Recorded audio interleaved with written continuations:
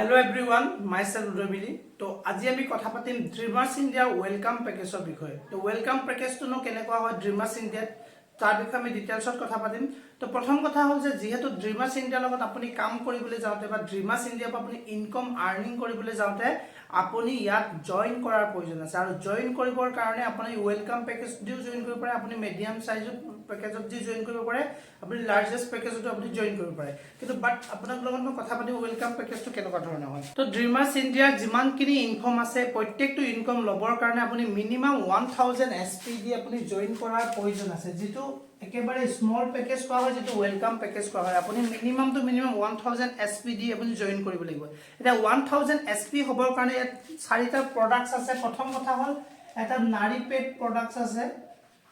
যেটো আমি স্টেপি বুলি কোৱা হয় তো এই নাৰী পেডটোৰ দাম হৈছে আপোনাৰ 999 তো যদি আপুনি 999 ৰ প্ৰডাক্টটো পাৰচেজ কৰে তেতিয়াও আপোনাৰ 1000 এসপি হৈ যাব তো তাৰ ফলনি আপোনাক তাত মানে আৰু এটা প্ৰডাক্ট চুজ কৰিব পাৰে যেটোৰ নাম হৈছে আপোনাৰ সিবাক্টন জুস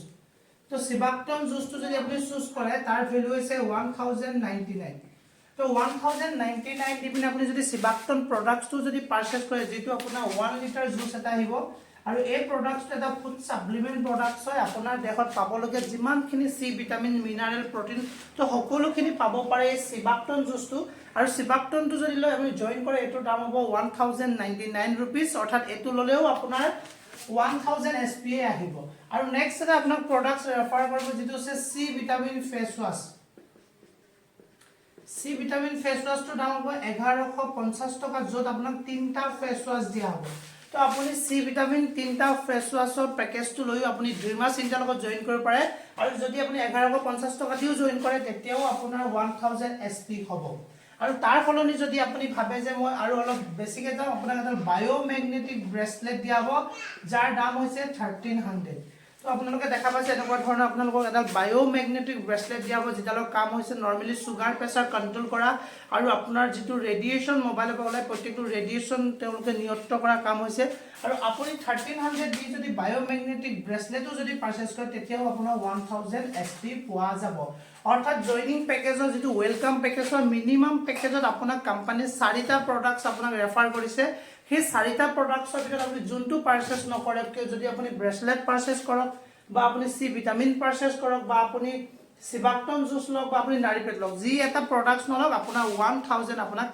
এসপি দিয়া আৰু এসপি মানে হৈছে সেলিং পইণ্ট তো কোম্পানী এটা ক্যালকুলেট হিচাপৰ কাৰণে আপোনাক সেলিং পইণ্ট ৰখা হৈছে আৰু এই ওয়েলকাম পেকেজৰ যেটো এটা আপোনাৰ ডেইলি কেপিং থাকে যেটো ড্ৰিমাৰ্স ইণ্ডিয়াত আপুনি ডেইলি বেসিছত আপুনি কেপিং লব পাৰে আৰু উইকলি বেসিছত আপোনাৰ পেআউট হ'ব ডেইলি ক্লোজিং থাকে উইকলি পেআউট হ'ব তো আপুনি যদি 1000 এসপি আপুনি যদি বিজনেসটো ষ্টাৰ্ট কৰিছে 1000 এসপি তো তেতিয়া আপুনি ডেইলি মিনিমাম 1500 টকাহে আপুনি লব পাৰিব তাতকে আপুনি বেছি লব নোৱাৰে যেটো আপোনাৰ কেপিং লাগি যাব